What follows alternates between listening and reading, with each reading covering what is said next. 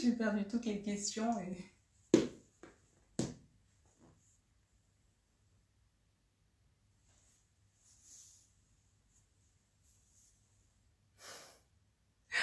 je sais pas trop ce qui s'est passé. Je suis désolée, c'est mes écouteurs qui ont bugué. Je vais retrouver.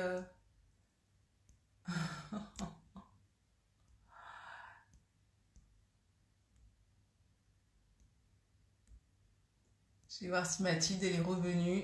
Désolée, hein, j'ai eu un gros bug avec c'est les aléas du direct. Je vais voir si Mathilde elle est revenue. Bon, recoucou tout le monde. J'ai eu un petit bug avec mes écouteurs. Je vais voir si Mathilde est là.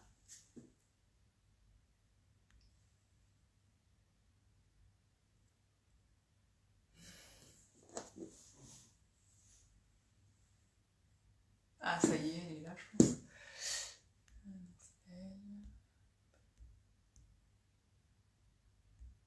Alors, je te redemande, Mathilde. J'ai eu un petit bug. Je sais pas ce qui s'est passé avec mes écouteurs et Spotify.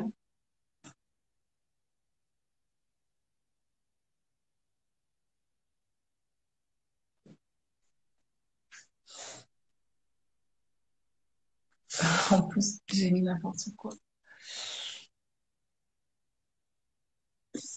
Alors, je vais voir si j'arrive à lui écrire.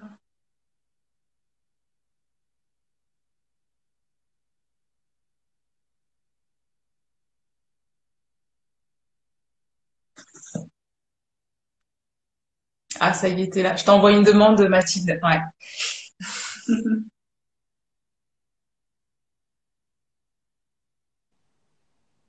Mais que s'est-il passé? Ah, je sais pas. En plus, j'étais là, je dis, mais c'est pas possible. En plus, vous écoutiez, je pense que vous étiez en train d'écouter le podcast. Ah, c'est incroyable. Moi? Vous avez pas écouté. En fait, un podcast s'est mis en marche sur le téléphone. Ah, d'accord, ok. Et du coup, ça a tout bugué. Je sais pas pourquoi il s'est mis en marche. Je pense que c'est peut-être les D'accord. écouteurs. J'ai pas entendu, moi. J'ai Ah, pas entendu. d'accord. Ah, bah, tu vois, j'aurais pu laisser et le couper. Enfin, je me suis dit, Ouais, mince, elle est en train ouais, de ouais, faire ouais. passer le podcast. Je sais pas ce qui s'est passé. Mais Ok. je sais pas. Si tu as des techniques pour récupérer les 1, 2, 3, le début, comme ça, je vais voir si je peux récupérer pour le mettre. Comme ça, Ouais, ouais, ouais. Tu as pu enregistrer la vidéo ou pas du tout? Bah non, même pas. Ouais, si elle n'est pas enregistrée, je pense que. Non, non, même pas. C'est pour ça que je me suis dit, mince, c'est la Ouais, première fois que ça m'arrive en plus. Donc, ouais. Bon, c'est pas grave. Le plus intéressant reste à venir. oui, c'est ça, tout à fait. Donc, déjà, remercie d'être revenu. Du coup, ceux qui étaient là, n'hésitez pas à remettre vos questions. Comme ça, on va pouvoir y répondre Ouais, ensemble avec Mathilde. Alors, on avait cité, du coup, on avait dit ce que c'était, comment on pourrait faire le diagnostic justement de la pathologie du diastasis. Et puis, on avait évoqué en fait les chiffres avec Mathilde qui avait autour de ça pour tous ceux qui nous rejoignent. Je mettrai un petit peu sa biographie pour ceux qui la connaissent pas, là. Et donc, on allait parler de tout ce qui était comment est-ce qu'on peut justement aller prendre en charge une fois qu'on a fait le diagnostic, qu'on a vu déjà si on avait un terrain de fragilité. Donc là, on avait cité avec Mathilde en fait déjà le terrain qu'on pouvait avoir et que vraiment il n'y a pas forcément à être une personne obèse, que ça peut vraiment, comme disait Mathilde, toucher des personnes filiformes. Et je vous avais aussi parlé du lien qu'on pouvait retrouver justement avec des personnes qui avaient des pathologies inflammatoires et digestives, avec cet écartement de la ponévrose entre les deux grands droits. Donc voilà, je pense j'ai oublié quelque chose. Du coup, Mathilde, c'était bon.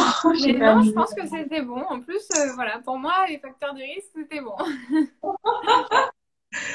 D'accord. Alors, qu'est-ce que ça va entraîner au niveau alors, voilà, la femme, elle a sa pathologie. Des fois, on disait qu'elle ne savait pas qu'elle avait ça. Et là, en fait, c'est de se dire, mais qu'est-ce que ça va entraîner comme trouble, en fait, musculo-squelettique et autres, puisque ça va vraiment aller chercher loin. Et je pense que c'est ça qu'on allait essayer d'aborder là, de ce fait. Avant que ça se Alors, j'ai l'impression qu'on en avait déjà parlé, mais je vais le redire. C'est pas, je sais plus. En fait, j'en parle tellement en ce moment que je sais plus.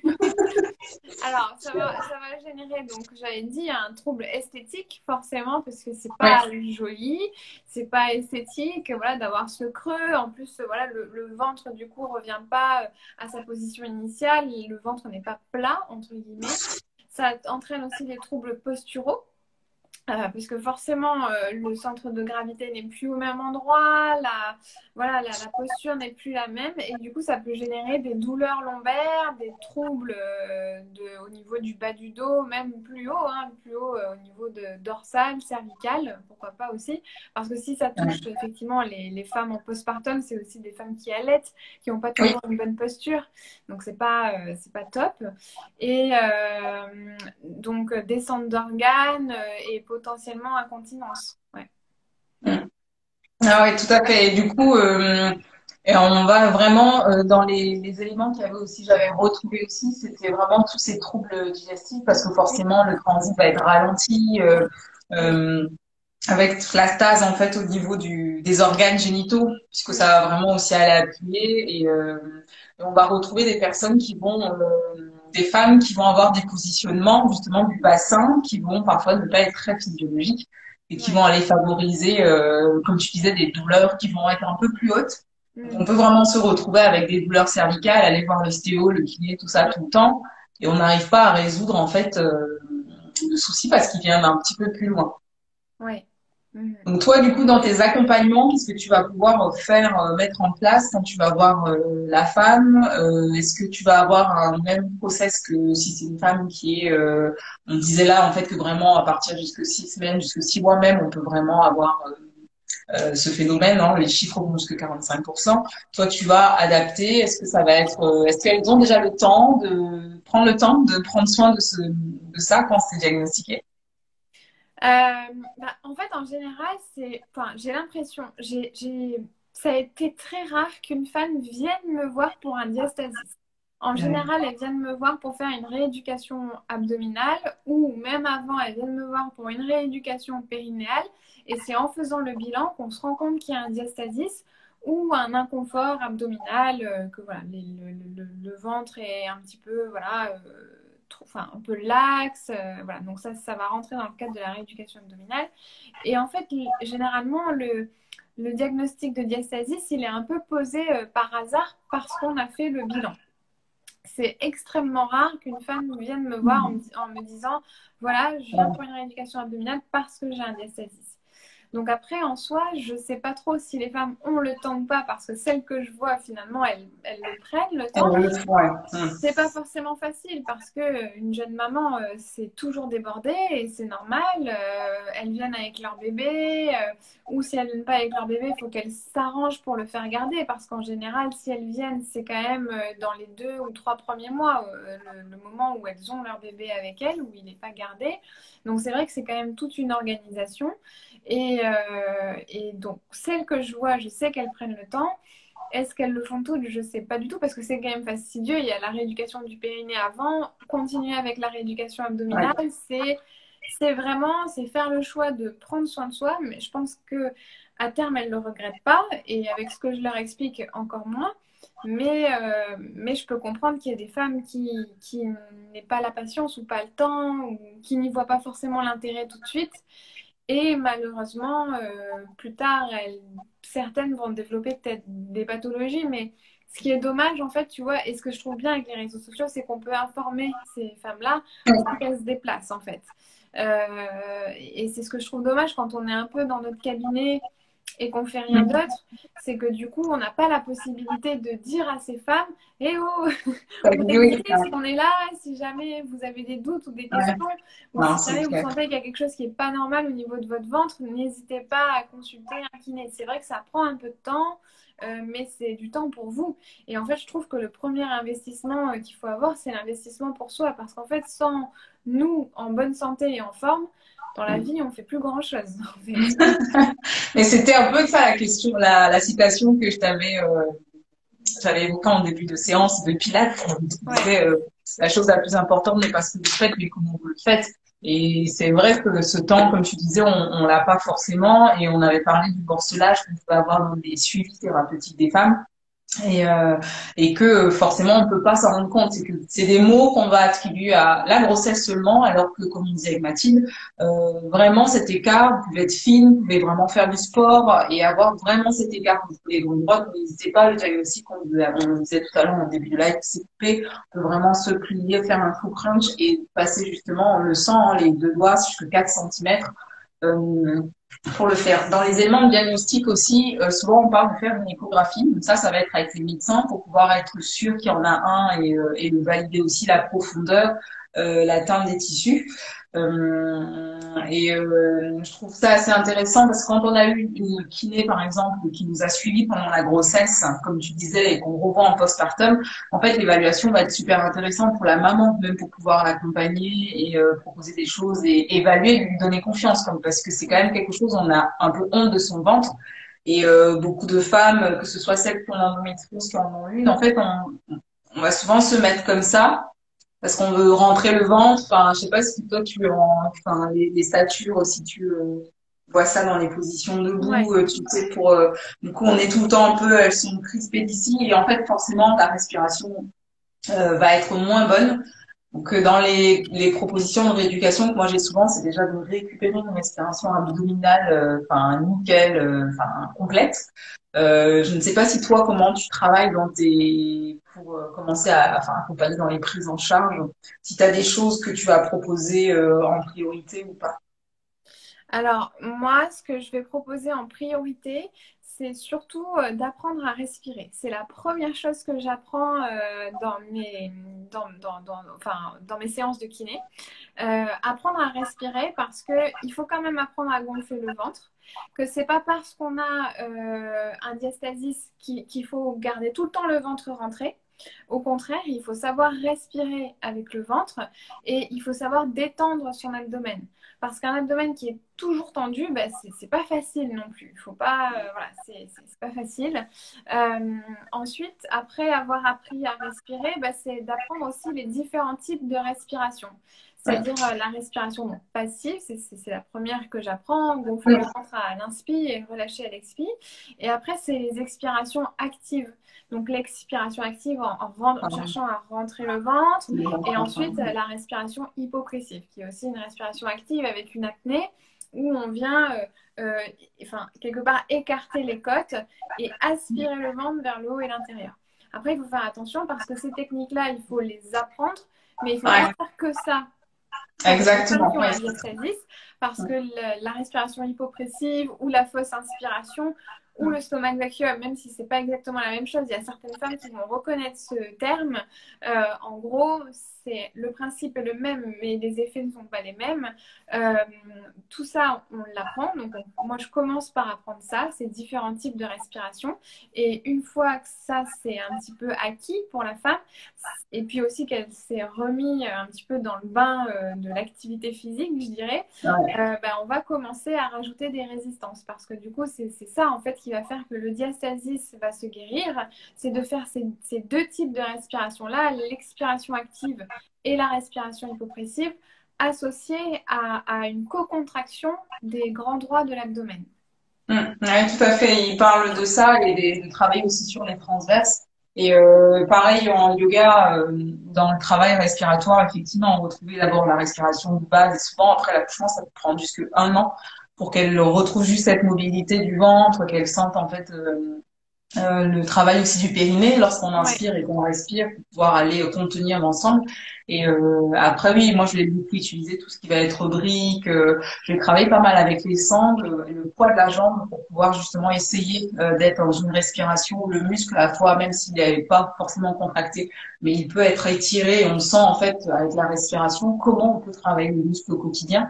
Parce que souvent, elles vont développer, je parle de que ce soit en grossesse ou en endométriose, les positions ne vont pas être les mêmes. Souvent dans l'endo, elles vont plutôt avoir le ventre qu'elles vont ramener vers l'avant, donc on va avoir une forte antéversion. Alors que quand c'est les femmes qui ont accouché, déjà si elles allaitent, elles vont souvent plutôt aller fermer, serrer. Donc c'est vraiment dans la rééducation, ça va vraiment se jouer là, à ce côté-là, pour aller travailler tout ce qui est musculature.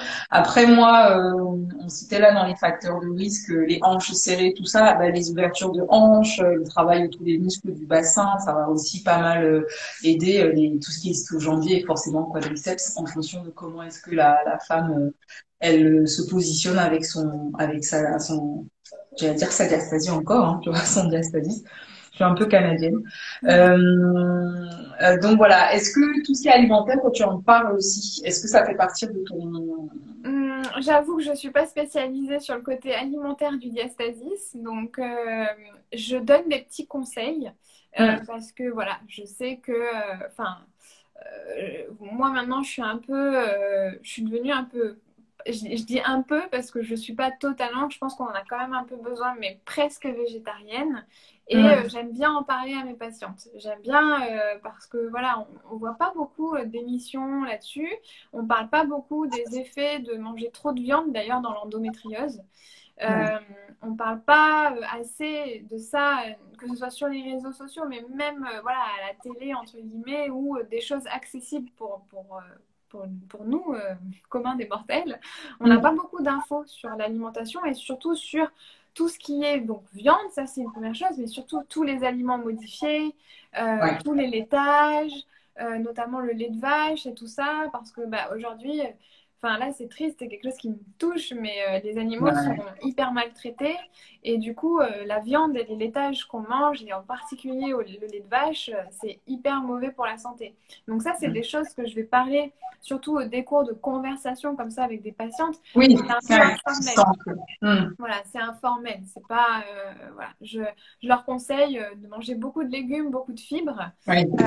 Et je leur dis, essayez au maximum d'éviter tout ce qui est aliments transformés, laitage, surtout le lait de vache. Si elles aiment le fromage ou les yaourts, je leur dis, essayez de favoriser le lait de chèvre. Et voilà. Ouais, mais tu as raison parce qu'en fait, ça va quand même jouer dans. On sait que c'est un tissu conjonctif et qu'on va, s'il est resté trop écarté, on va favoriser des adhérences et que s'il y a des inflammations répétitives, un terrain déjà pas terrible au niveau immunitaire.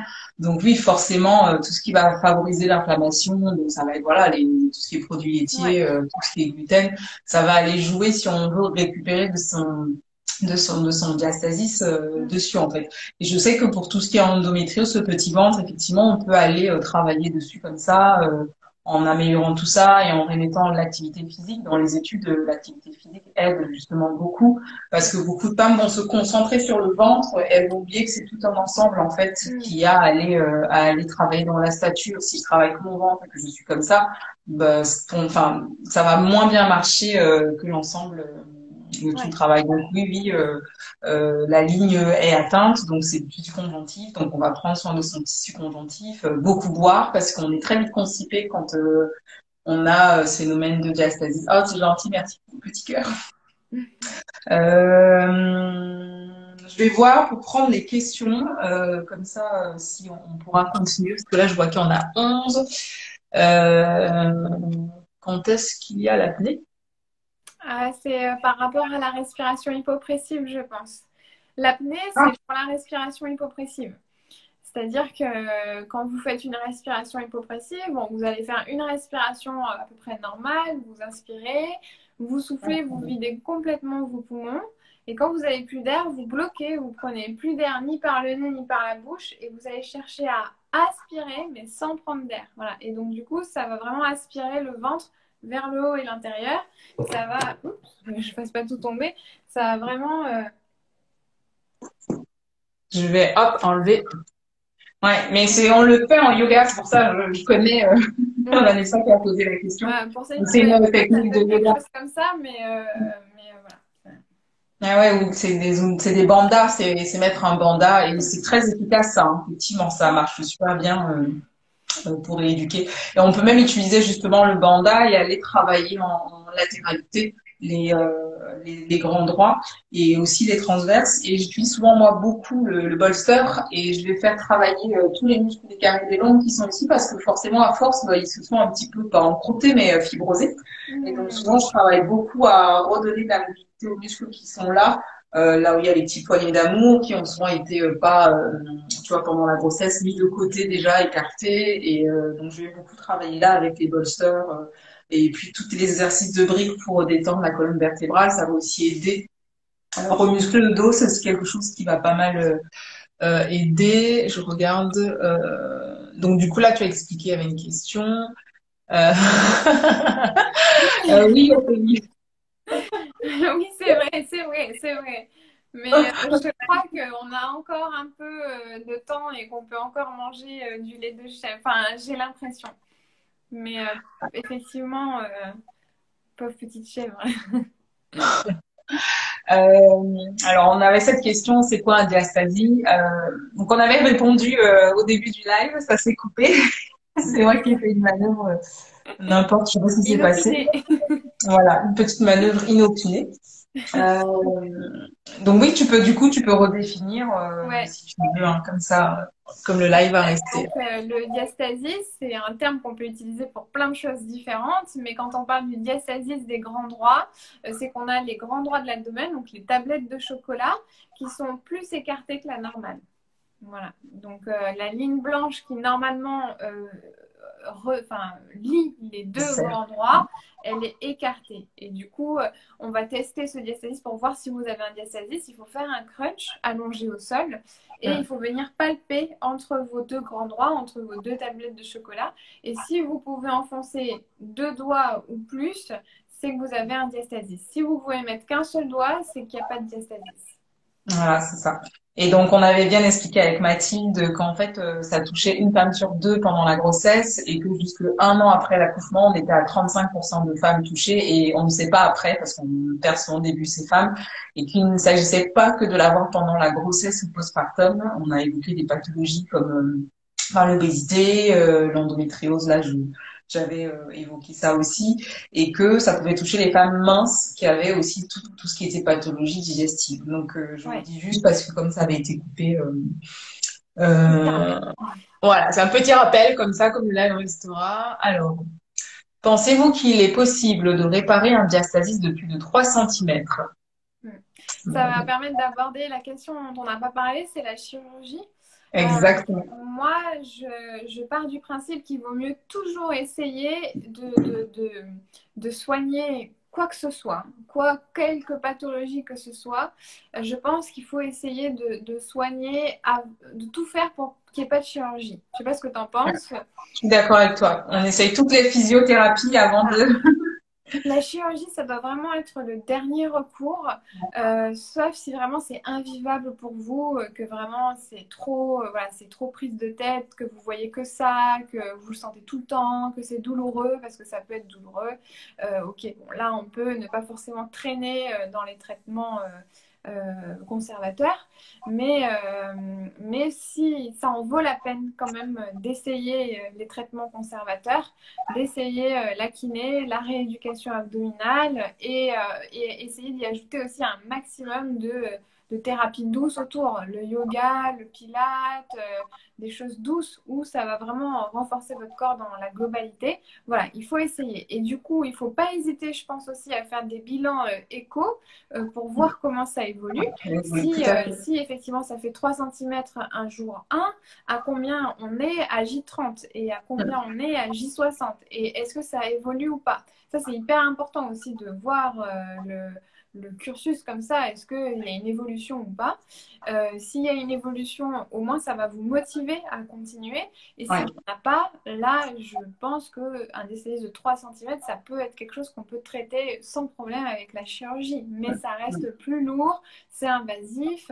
Voilà, on va ouvrir, c'est pas anodin. Voilà. Donc, Et vraiment, moi, enfin, on a parlé de l'alimentation, du fait qu'il fallait faire attention, mais quand vous savez que vous voulez prendre en charge un trouble autour de l'abdomen, et c'est très important d'aller vraiment faire attention à l'alimentation, et d'aller avoir un travail musculaire ciblé. Moi, je vais beaucoup conseiller aux filles qui ont l'endométriose, par exemple, de faire des jeûnes intermittents hydriques le matin et d'aller chercher l'activité physique. Il y a tout ce qui va être, par exemple, si on n'aime pas trop le sport, le vélo en salle RPM ou à la maison, en fait, on va vraiment avoir la colonne vertébrale allongée, bien poser les fessiers, bien travailler avec la flexion de hanche. On peut vraiment aller gainer cette zone-là et redonner, enfin, vraiment l'aider à se dynamiser un peu plus. La respiration, moi, c'est un truc, voilà, quand j'ai des patientes obèses, ou même, enfin, faut pas encore en postpartum, donc c'est compliqué, on va vraiment aller travailler dans une respiration. La Mathilde expliquait, moi, je vais vraiment aussi être dans le temps d'expire, sentir un peu ce qui se passe à la fin de l'expiration, remobiliser le périnée, parce qu'en fait, quand on a senti qu'on peut respirer jusqu'à son périnée, en fait, on va aller jouer avec le centre de gravité, donc la contenance, en fait, va être complètement différente autour de ça. Tout le travail musculaire du dos, si on a le ventre qui va là, le dos, en fait, il n'est pas musclé, donc forcément, on va retrouver dans le yoga toutes les postures de Setu Bandha qu'on va prendre, mais avec des inspires. Donc, je prends mon Setu Bandha pour monter le bassin de demi-pont vers le haut, vers le plafond. Je vais d'abord expirer avant de le faire et je monte avec les muscles du dos qui vont s'engager. Il y a vraiment des choses dans le yoga qui sont hyper intéressantes. Enfin, moi, je vois ce que ça fait chez les mamans que j'ai, et notamment celles qui sont en parcours de PMA, qui arrivent pas aussi à être enceinte parce que tout ça est compliqué, donc ça marche. J'avais un trou, j'avais d'autres exercices, j'ai oublié. Oui, des choses de tout con, là. Il y a des formes de yoga, vous pouvez faire ça avec des t-shirts. En fait, le simple fait d'avoir les bras tendus et d'avoir un t-shirt qui bloque entre les mains, ça va obliger à contracter, en fait, le ventre. Ouais. Donc, Elle est là. donc ça, c'est des exercices. Voilà, c'est là. Ben, écoute, on va se faire un live spécial diastasie, tu vois, toutes les Ouais, deux. Comme voilà, ça, des on fera exercices les de postures. diastasie. Je pense que ce sera mieux comme ça, on vous dira, Mathilde elle Ouais. dira, on vous dirait comme ça, vous allez pouvoir On fera profiter. un exercice chacune. Exactement, comme ça, une petite méditation et voilà. Voilà. On utilise beaucoup ça, la brique, et donc vraiment respirer, respirer, respirer, respirer. Et l'exercice de yoga, Jana Bandha, Mula Bandha, enfin c'est les bandhas dans le yoga sont top, top, top. Mm. Alors je regarde d'autres questions. Donc on a, ok, merci. À propos de l'hypopressif, à faire de préférence debout ou allongé. Ben, Les deux. allonger, c'est plutôt pour les débutants et les premières séances. Et après, on peut le faire assis. Et après, on peut le faire debout. Hum, tout à fait, pareil, exact pour moi. Et plus on apprend, en fait, ce qui est très intéressant quand je parlais elle le dit bien, hein, Bernard Gasquet, et je pense que tu es d'accord, Mathilde, c'est le mouvement qui va nous permettre de nous rééduquer. Et donc, quand on a compris, comme disait Mathilde, le coucher, qu'on a intégré comment ça se passe, tout ça, qu'est-ce qui se passe dans le corps, en fait, on peut aller chercher l'exercice se coucher. J'avais parlé du lien entre, avant de suivre les questions, notre sexualité va être une grande aide. Quand on a une diastasis, un diastasiste, ou je vais continuer à dire une parce que je crois que c'est ça, ce soir c'est comme Et ça. tu es canadienne ce Je soir. suis canadienne. En fait, il y a un lien énorme avec notre orgasme. On sait que le clitoris est hyper innervé, et donc quand une femme vit vraiment en orgasme, elle va avoir justement tous les muscles des grands doigts qui vont se contracter de manière avec des secousses assez régulières, et d'un coup après, il y a ce qui se passe en fait au niveau du bas du ventre qui va venir recontracter. Et donc quand on sait ça, si on en prend vraiment conscience, on peut vraiment rééduquer parce que les contractions utérines, les contractions de l'orgasme sont très très fortes.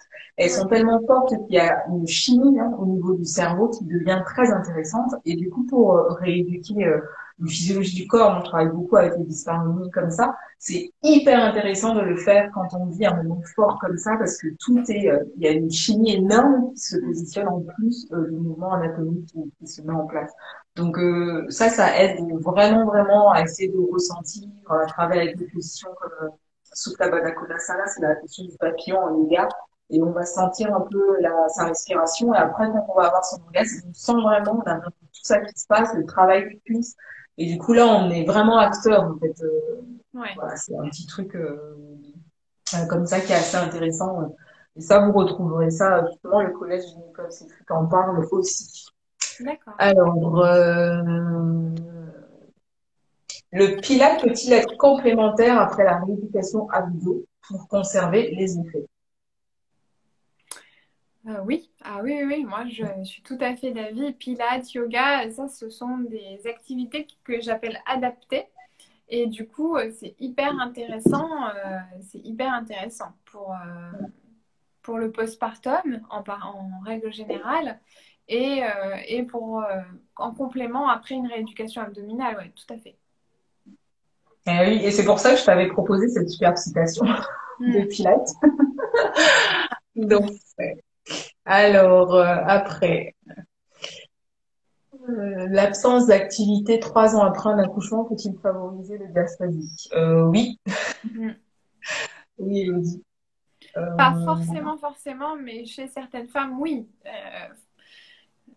En fait, ça dépend parce qu'il y a trop d'activités, ça peut ouais. générer un diastasis. Pas assez, je ne sais pas si ça peut générer un diastasis, mais en tout cas, ça ne va pas l'aider à rentrer dans l'ordre. Non. Ouais, c'est ce qu'il prédit. En fait, ce qui est vraiment conseillé, c'est quand entre deux grossesses, déjà d'être sûr qu'on a récupéré sa sonde abdominale avant d'aller grossir, d'être enceinte à nouveau. Et en fait, il préconise vraiment d'avoir une bonne activité physique avant. Plein d'études, hein, même pour celles qui ont des troubles de l'incontinence urinaire, une activité physique avant la grossesse pour redynamiser le corps, ça va vraiment être un facteur bénéfique, puissance jusque 3-4 % de plus par Mm. rapport à quelqu'un qui n'a pas du tout fait d'activité entre ces deux grossesses et qui enchaîne en fait les naissances. Ok. Je n'ai ça d'autre. Hop. Alors il y a plein de questions. Alors je lis, mais je pense que tu vois Mathilde, hein, parce Oui, que des fois il y a je des vois. choses. Oui, oui, oui, je vois. J'ai un diastasie et une hernie ombilicale. Est-ce que c'est dangereux si je retombe enceinte? Ah, c'était en lien avec ce qu'on disait. Ouais. C'est c'est pas dangereux, mais ça peut s'aggraver. En tout cas, ça va pas rentrer. En tout cas, en le sachant, il faut absolument faire une rééducation abdominale en postpartum. Mm. Voilà. Voire Oui, peut-être même avant. même peut-être même avant et surtout peut-être porter une ceinture, voire Oui, voilà. Mm. ouais. Hein, il y a les ceintures, même celles déjà pour resserrer le bassin, ça va pas, ça va marcher aussi. Là, on parlait des techniques de respiration, commencer à travailler en yoga, en posturologie aussi, ça va vraiment, vraiment aider. Ouais. Si vous portez beaucoup de talons, ça aussi, c'est pas terrible parce que ça va jouer sur la stature du corps. Donc, avant de retomber enceinte, il y a même pas hésité des fois à avoir avec le médecin traitant et pour qu'on vous prescrive vraiment 10 séances de rééducation du périnée et d'abdos. Et comme ça, vous repartez vraiment sur un terrain un peu plus favorable. Ouais. Parce qu'après 2 grossesses, il y a une maman là qui m'a écrit, deuxième grossesse, elle a bien vu comment la ligne blanche est sortie au bout de 6 semaines. Mm. Elle était déjà des troubles digestifs, forcément des nausées, tout a été un peu plus exacerbé en fait. Ouais. Euh, donc après, alors là, j'ai pas toute la question, mais je vais lire au début, comme ça tu pourras finir. J'ai accouché il y a 5 mois, césarienne. J'ai un diastasie à un doigt sous et un doigt dessus du nombril et 2 doigts. Là, j'ai pas la fin. Au nombril. Un doigt sous et au-dessus du nombril et 2 doigts. Et du coup, je vois pas où est-ce qu'il peut y avoir 2 doigts, du coup. Parce que Moi non plus. Donc en Céline, tout cas, alors s'il y a un doigt, c'est pas un problème, c'est pas un diastasis. Par contre, ça surtout peut à être 5 mois de grossesse, ça va. À cause 5 voilà, mois, on est en oui, surtout à 5 mois de grossesse. D'ailleurs, il faut même plutôt éviter de faire le test du diastasis pendant la grossesse. Elle était, je sais plus si elle était, c'était au postpartum. Attends, je vais revoir si je trouve la question. C'était qui? C'était Céline. J'ai accouché il y a 5 mois, donc tu as Voilà. 5 mois de ton postpartum. Ouais. Voilà. Par césarienne, donc, partout là où il y a un doigt, vraiment, c'est pas un diastasis, hein, c'est l'écartement normal des grands doigts, voire c'est peut-être un petit peu exagéré, mais c'est vraiment pas grave. Et là où il y a 2 doigts, par contre, effectivement, s'il y a une zone où il y a 2 doigts, effectivement, il faudra faire de la rééducation. Mais c'est pas, 5 mois postpartum, c'est pas un problème pour faire de la rééducation, hein. Vous pouvez Non. débuter la rééducation Mais, 5 mois après le postpartum. on est encore dans les clous, hein. En plus, c'est ce qu'on vous disait, je vous donnais quelques chiffres là. En fait, à 6 mois, on est à 47% de femmes qui ont une diastase. Ouais. Donc, tu es un petit peu dans les, en plus, une césarienne. Donc, dans les facteurs de risque, on vous avait parlé du poids de bébé, la multiparité, des grossesses gémellaires. On avait parlé d'obésité, une grosse prise de poids pendant la grossesse, des femmes de petites, toutes fines, enceintes. Et on avait parlé de la césarienne, donc qui favorise aussi ça. Et on avait parlé un petit peu avant, comme disait Mathilde, toutes les femmes qui étaient longiligne avec voilà de l'écocolon. Donc si vous connaissez déjà votre terrain, ça peut déjà aussi vous aider enfin, à prévenir ça entre les grossesses. Et il faut savoir que souvent la ménopause, si ce tissu, on t'explique avec Mathilde, en fait, que la ligne alba, cette ligne blanche, c'est du tissu conjonctif, c'est de la peau névrose. Et quand on va être en ménopause, souvent en fait, on va se retrouver avec ce truc comme ça va lâcher d'un coup parce que la ménopause fait que les hormones ne sont plus sécrétées de la même manière et donc forcément on peut avoir, on n'en parle pas, mais il y a beaucoup de diastasies de grosses, de ménopause qui font surface, comme des endométrioses aussi de ménopause. C'est des trucs, voilà, c'est encore un peu sous cloche comme ça. Mais voilà, prendre soin de ça avant sa grossesse, pendant, après, c'est très intéressant parce que va vous suivre en fait longtemps après. Ouais. C'est votre corps, c'est votre maison, il faut en prendre super soin, quoi. Vous allez passer toute votre vie avec votre corps, hein, de toute façon. Donc... C'est vrai. Ah ouais, ouais. Ben, Faut-il éviter les crunchs ou serrer le périnée suffit? ben, en fait, les crunchs, il y a différentes manières de le faire, mais quand on fait un crunch, serrer le périnée, ça ne suffit pas. Si c'est ça la question, pendant qu'on fait un crunch, serrer le périnée, ça ne suffit pas. Il faut aussi savoir bien contracter ses abdominaux et ne pas pousser dans le ventre pendant qu'on fait le crunch, mais savoir justement un peu aspirer le ventre vers le haut et l'intérieur pendant qu'on fait le crunch. Ça, plus le serrage du périnée, effectivement, là, c'est l'idéal. Là, vous faites un crunch idéal. Si vous savez faire ça, c'est bon. Et il y a aussi on avait parlé avec Mathilde en fait il faut faire attention parce que des fois on va se dire je fais du sport, je peux pas avoir de diastase. En fait, il y en a. Il y en a, mais on peut avoir ces petits abdos bien dessinés. Vous pouvez taper vraiment sur le moteur de recherche, vous allez voir, et on en parle vraiment dans quelques études. Des petits abdos dessinés, et au milieu, on a cette espèce cet espace entre les grands droits. Et c'est ce que j'ai dit au début de live avant que ça se coupe. Moi, j'en avais un parce que j'ai fait ma poussée du plus qui est en pré-endométriose sévère et j'avais vraiment même enfin le gastro il voyait rien, il me disait mais ça va, il y a pas. Mais au moment de l'opération, elle avait vraiment passé la main comme ça.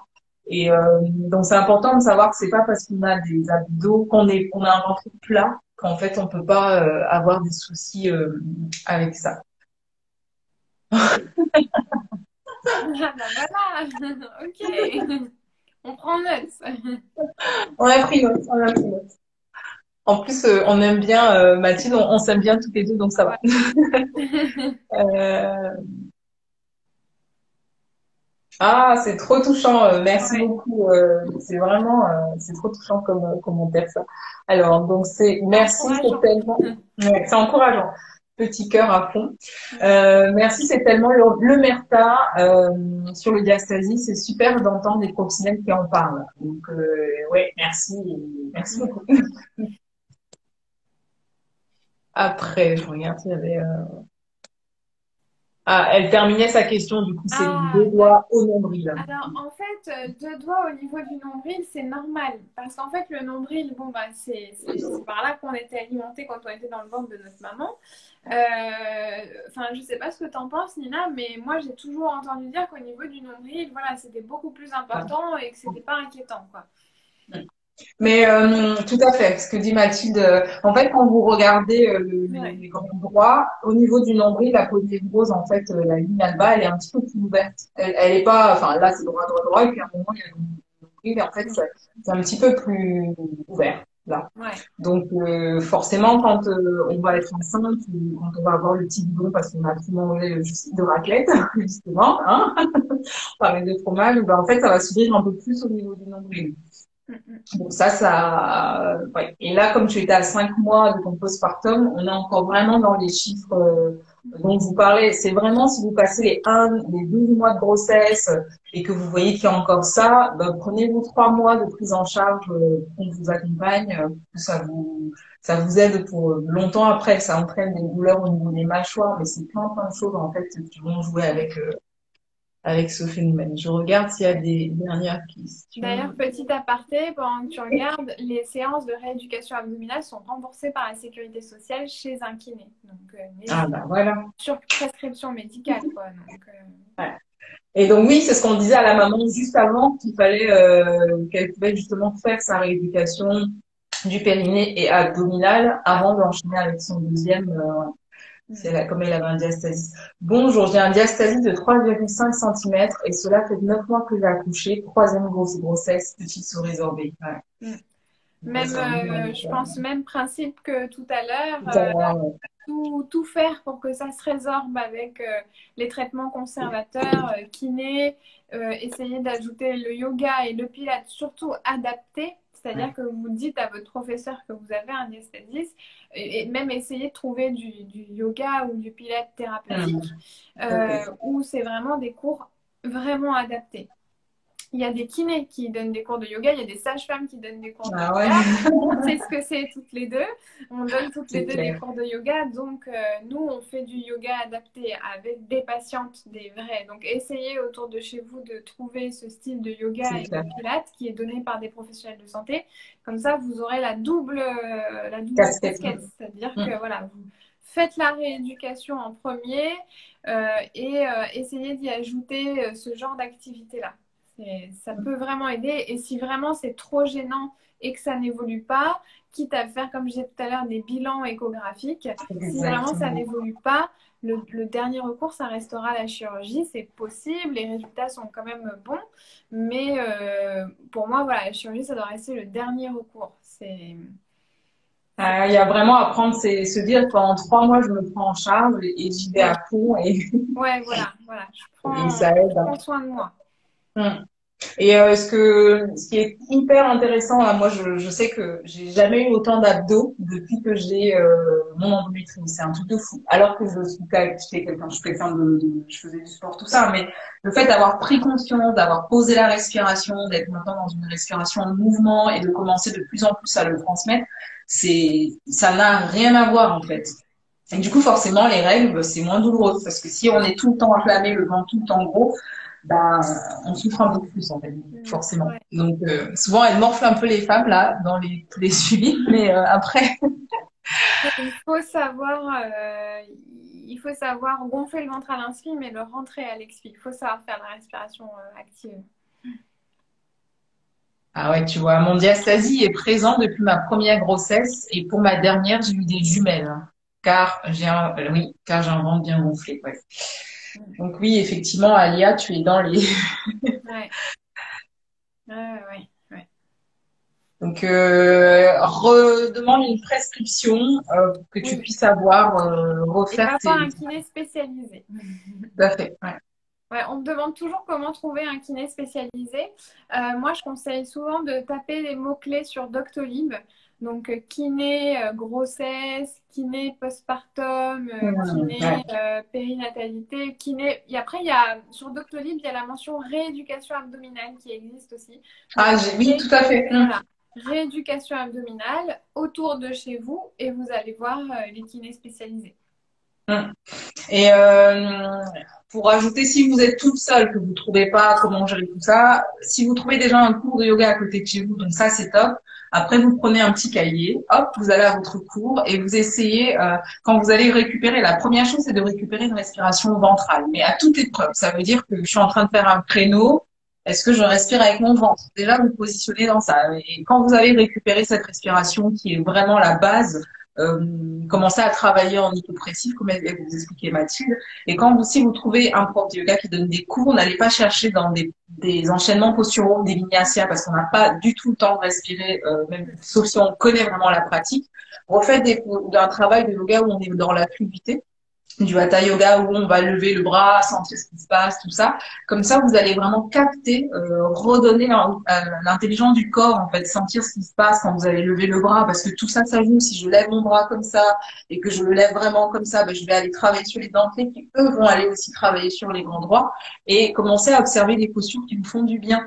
Quand on a vraiment un diastasie comme ça, quand on va faire un travail postural avec, je parle du yoga parce que je sais que la respiration va permettre la relaxation. Si on a déjà un diastasiste et qu'on est comme ça, ben en fait, on va facilement moins aller vers une respiration parasympathique. Donc là, vous prenez votre cahier, vous notez les postures qui vous font du bien et vous commencez à les faire pour vraiment être dans une je sais pas, enfin, une auto-rééducation. Oui. Et vous justez ça avec l'accompagnement d'un kiné spécialisé que vous trouvez sur Doctolib, comme disait justement Mathilde. Ouais. Mais vraiment devenir son propre, je sais pas comment on dit, acteur. Oui, Oui, de acteur. sa santé, acteur de sa santé, ouais. Donc ça, en fait, on a eu plein de questions. Je sais pas, mais il y en a plein. Je sais même pas quelle heure il est, c'est fou. Je pense que ouais, on va le refaire parce que je vois qu'il est 22 heures. Alors, il y a plein de questions, mais plein. Je ne m'attendais pas à ça.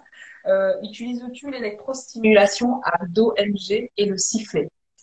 Alors, l'électrostimulation, c'est pas trop mon truc. J'aime pas trop ça parce que je trouve que c'est un peu. C'est pas naturel en fait. J'ai le terme qui m'échappe. C'est pas naturel. C'est quelque chose qu'on vient poser sur le ventre qui va vous remuscler passivement. Et du coup, je vois pas trop l'intérêt parce qu'en fait, je trouve qu'il faut réintégrer l'abdomen, le ventre, la respiration dans la fonction et dans les activités quotidiennes et dans votre rythme. Exactement. La fausse contraction générée par l'électricité, ok, ça va peut-être à un certain moment renforcer les muscles, mais vous ne saurez pas finalement comment bien vous en servir. Donc si ça se trouve 6 mois plus tard, vous allez de nouveau avoir des problèmes abdominaux, digestifs, parce que vous allez recommencer les mêmes erreurs. Donc ça, vraiment, c'est un truc que j'utilise pas du tout. Le seul cas où j'utilise l'électrothérapie, et ça n'a rien à voir avec la périnatalité, c'est si j'ai par exemple un patient qui est immobilisé au niveau de la jambe, du bras, ça m'est déjà arrivé, je mets les électrodes là où je peux pour qu'il ne perde pas trop de muscles. Voilà. Mais parce que du coup, il est immobilisé. C'est le seul cas pour moi où les électrodes, l'électrostimulation se justifie. Et ensuite, le sifflet, alors c'est pas ma méthode préférée et je l'utilise pas, mais il y a certaines femmes qui ont un sifflet et qui nous ont emmené en rééducation et on s'en est déjà servi. Mais moi, je vais pas spontanément dire aux femmes, tiens, on va faire, c'est la méthode Guillard. Et je vais pas spontanément dire aux femmes, achetez le sifflet et tout. C'est pareil, je suis pas pro acheter du matériel. Moi, j'aime bien faire avec ce que j'ai. Donc, un tapis. Pareil. J'ai une story permanente sur tous les petits outils que j'ai au cabinet. Donc, ça peut être intéressant à voir parce que j'ai rien d'extraordinaire. Et du coup, ça m'a permis de montrer ce que j'utilisais dans mes séances. Quoi. Donc, une angle et c'est bon. Ah non, mais c'est quand on apprend déjà à lever le bras. Il y a un grand chirurgien en fait, Thierry Lortior à Lyon, qui est spécialiste pour tout ce qui est épaule, et il disait qu'en fait tout est dans l'épaule. Si déjà on apprend à lever le bras, à respirer, et en fait pour lui, et il disait que les gens se moquaient de lui quand il parlait de l'éducation de l'épaule avec des choses à prendre progressivement. Et donc c'est de revenir à des choses simples, et finalement ça nous paraît compliqué, tu vois. C'est pour ça que ça m'a fait. Alors, je sais qu'il y avait encore plein de questions, mais je pense qu'on va vous laisser là parce que sinon on va pas s'en sortir.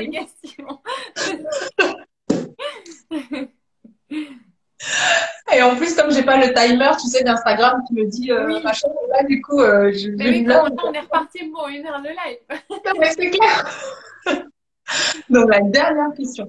Je coche toutes les cases, endo-digestive, césarienne, douleur lombaire et cervicale. Combien de temps par jour?